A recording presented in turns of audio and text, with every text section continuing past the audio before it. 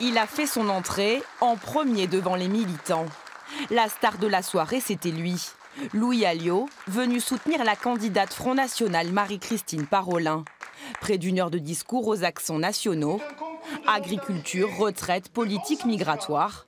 Le vice-président du FN s'est employé à critiquer la politique du gouvernement. M. Macron a été élu, il a mis des députés, puis depuis quelque temps, un certain nombre de personnes s'aperçoivent que la mariée était belle, mais vous voyez le résultat, il y a des retraités. Vous avez payé la CSG, je suppose. On vous supprime la taxe d'habitation.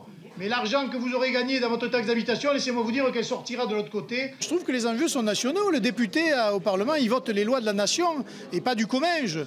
Maintenant, dans le Comminges, vous savez, il est frappé aussi par tout ce que nous vivons à l'échelle nationale. Des écoles et des classes qui ferment, des voies de chemin de fer qui peut-être demain seront fermées. Dans un Comminges rural fertile aux idées frontistes, Marie-Christine Parolin était arrivée 3e aux législatives l'an dernier. Pour ce nouveau scrutin, la candidate a décidé de rejouer les mêmes cartes. On défend nos commerces, nos artisans, nos agriculteurs. On est pour qui a un meilleur confort. Pour le FN, les dernières législatives partielles se sont soldées par des échecs.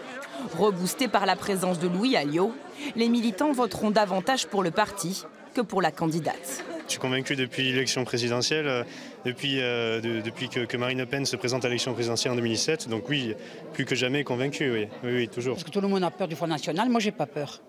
Peur de quoi? Vous croyez qu'on n'y est pas là maintenant, dans le danger, dans la misère là? Si. Qu'est-ce qu'on risque de plus avec le Front National? Dimanche prochain se jouera le premier tour du scrutin. Au même moment à Lille, le Front National en congrès se choisira un nouveau nom.